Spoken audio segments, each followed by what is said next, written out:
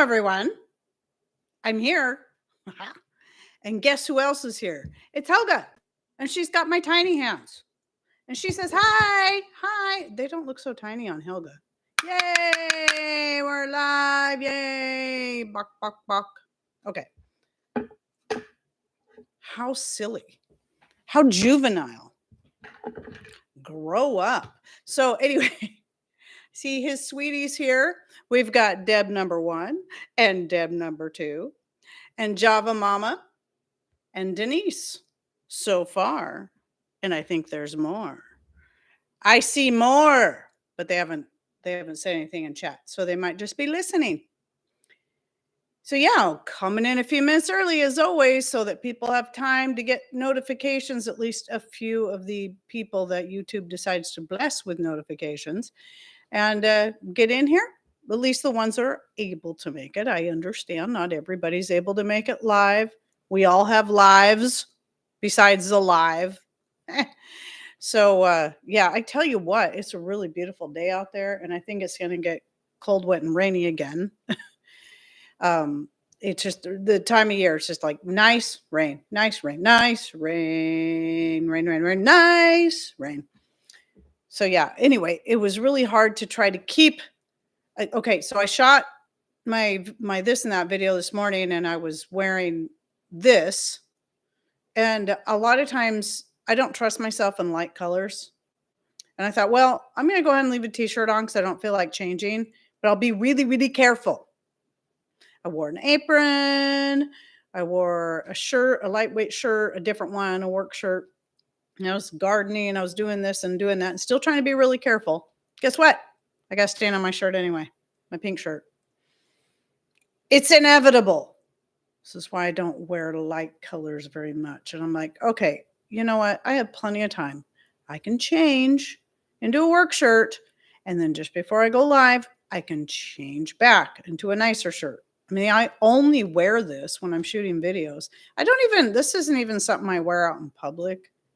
I'm not a huge pink person, but I try to have different colors for the videos because I'm funny that way, so that I can have all kinds of different colored backgrounds and keep things interesting. So you guys are all still here, right? I see more people are in here, but nobody's saying anything. Is everything okay? Am I okay? Can you hear me? Can you see me? It just seemed like it got super quiet in the chat. Now I'm concerned. It shows I'm live. Okay. Oh, all is good. Okay, good. Thank you. I start typing. Usually about the time I start typing, so the message comes through and then people let me know. Okay, I don't expect everybody to come in here and blah, blah, blah, blah, blah. I just like to know that I'm here, because sometimes I don't know. It shows I'm live, the timer's ticking, blah, blah, blah. And then for some reason, people can't see and hear me. I did do a reboot, so I'm thinking that it might not be YouTube. And I know it's not my internet. It might be the computer that just functions better for the lives if I reboot it in the morning of that same day that I'm going live. I'm finding this a lot. I mean, this computer isn't a real new computer, but even with my brand new laptop, when I'm editing videos, if I'm editing a few videos back to back, my movie editor starts getting slower and acting more wonky until I reboot the computer. Not just the editor itself, but the computer. And then everything starts working better again. I don't remember things being like that before. What are they doing? Is it just me? Or is it just the types of things that I use? I don't know. It's weird. And sorry. Hang on. Let me reply to this. This is kind of important. Sorry.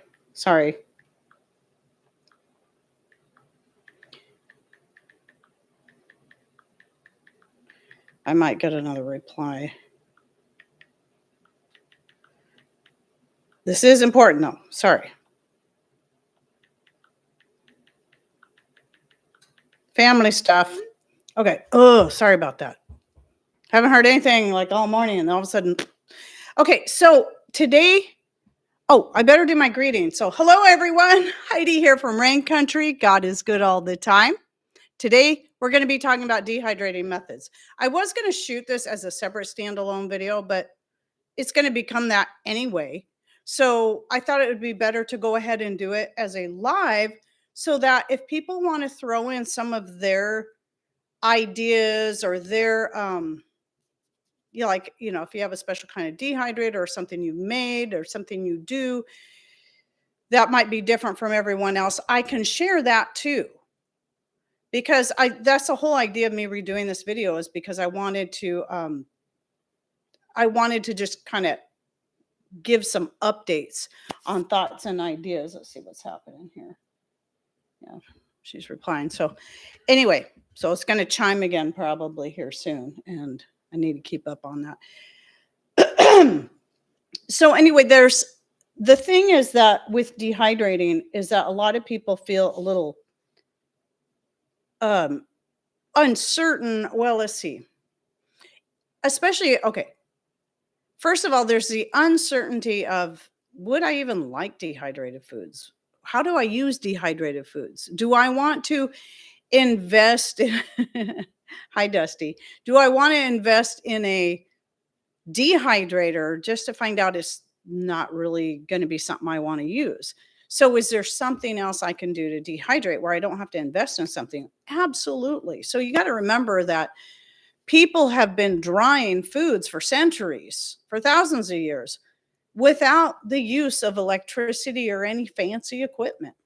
So a lot of it was done, as I say all the time, by simply laying or hanging things out in the sun or out to where they can get a lot of air in the wind so that they will dry. And it could be fruits, vegetables, meats. Yes, meats. All kinds of foods. There we go. I knew it was coming because. Okay, hang on.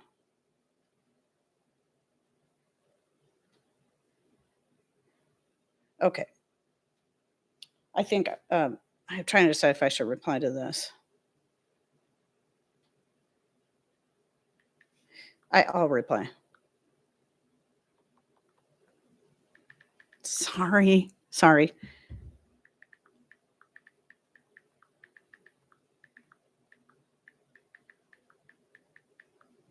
Okay.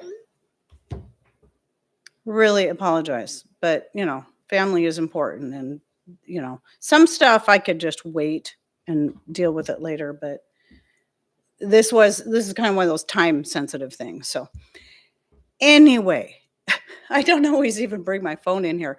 I do though. I forgot last time, but I like to have it in here just for that kind of stuff if family needs to get a hold of me. So yes, I actually do have family that care about me and I care about them, believe it or not. It's not all just YouTube.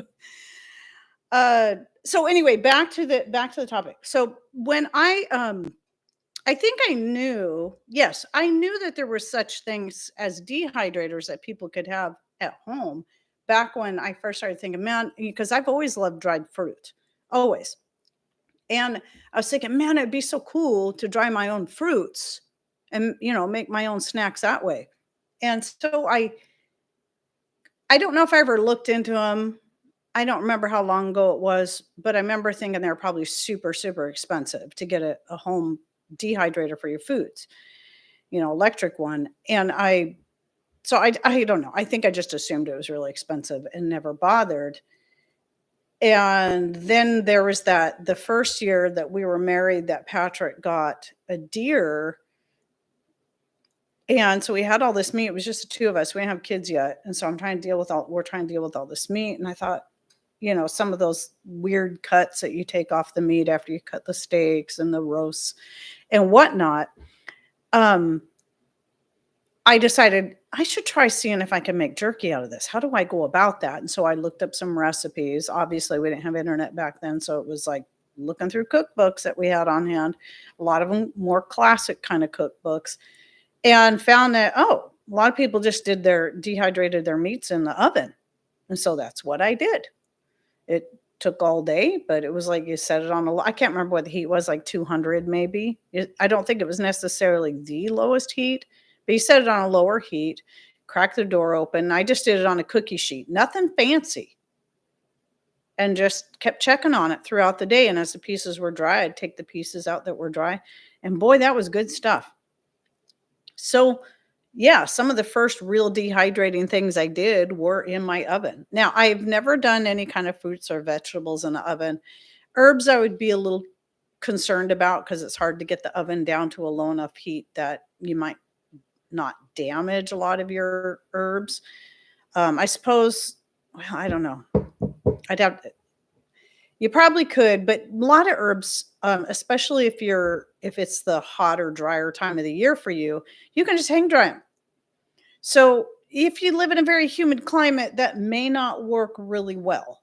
You might have to do it inside if you have an air conditioner that can keep it. Well, does the air conditioner keep it dry in there?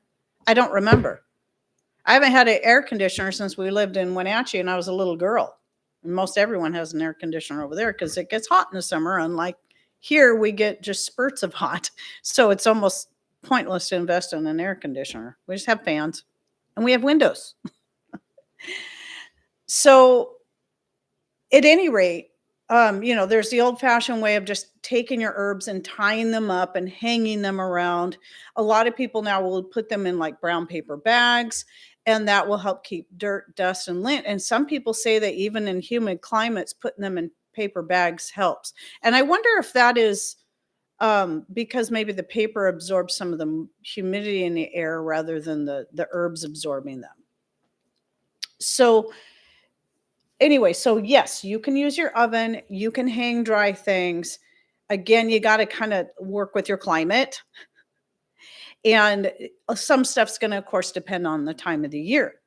Now, as a lot of you know, Patrick, I had asked him if there was a way he could build for me a dehydrator or a drying rack that I could use on top of the wood stove. So for doing jerky specifically, that way I can make the most of the wood heat in the wintertime and not have to use my oven for that.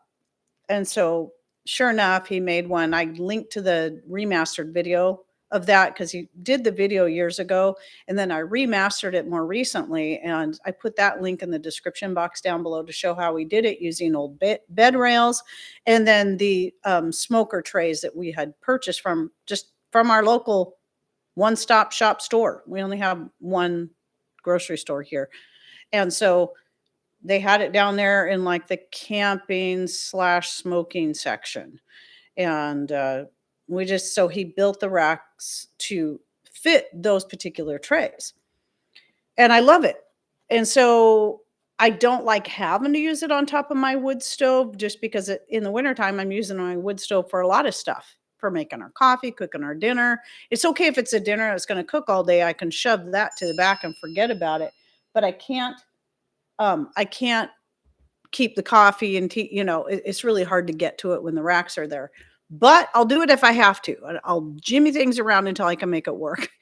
But most of the time, there's two racks because he has built me a second one, so they stack, and I can have them stacked next to my wood stove. And I dry stuff on there a good 9 months out of the year. In fact, I got some citrus peels sitting there now because we don't have fires going today. It's just too warm. But it doesn't mean we won't have a fire going tomorrow. I think the citrus peels are actually dry. I should probably pull them off of there. But I have a dish towel I hang over the whole rack so it keeps the dust off so it doesn't, and ashes so they don't collect on the things that are drying that I'm most likely to forget about anyway. So there's that. But then I started looking around when I shot that video a few years back. I started looking around. It's like, wait a minute. People get like cooling racks for cookies, cakes, and whatnot. So they can set them up there and just let their stuff cool. Why couldn't that be something someone can use either in an oven, on a wood stove, or even, at least during the time of the year you're running your heat, close to any wood source or any heat source, excuse me. And so you can find, and I didn't link to any, but I did find some that you can find fairly inexpensive, some stainless steel racks that, they're usually about this big, and they might have 2 to 3, maybe even more, uh, racks on them that you can use for drying, and you can put that anywhere. So that would be an inexpensive and simple way to get started, and whether you use that in the oven, because it will dry faster in the oven than laying it on a cookie sheet, because now it's got air all around it. And then, I think that's just a reminder. And yeah, I don't think that's something I have to get back to right away. So that's cool. But then you could also have, let's say you have, uh, well, any kind of heat source, especially something where it's going to push the air out, like a forced air kind of thing. We have, several years back, quite a number of years ago, even though we predominantly rely on our wood stove to heat the house, there was a couple years there where Patrick was working, uh, 4 hours away, and he wasn't home much, and he couldn't get firewood. And so, and our firewood stash was getting low. And he went ahead and took out the old baseboard heaters that had come in this house, which they needed to go anyway, and put in a couple of picowatt heaters. Well, those sit kind of low to the ground, and they push the air and the heat out. And that would be a really good place where you could set up, if I didn't have my wood stove and I had that heat running, I could set up a rack right in front of there and dry whatever it is I wanted to dry. I think that would work excellent in front of those. So, but those heaters don't get used. They just got used really for a couple of years, and once in a rare occasion, the ones in the bathrooms might get used. So maybe it's just so rare.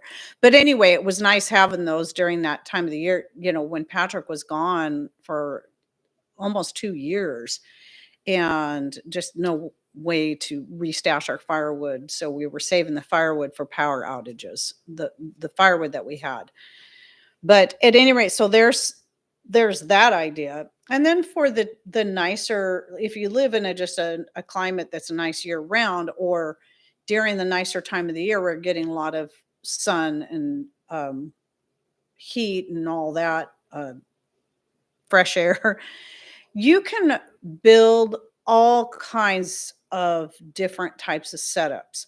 I keep talking about this whole screen door on table legs, and when I got to looking at the picture closer, or maybe I'm thinking of a different picture and I'm getting myself confused, but the one picture I have is actually it looks like somebody just bought some kind of netting material, made a frame for it, and then took maybe some, if I remember correctly, maybe some PVC pipes to put as legs, so that way it would stand up off the ground.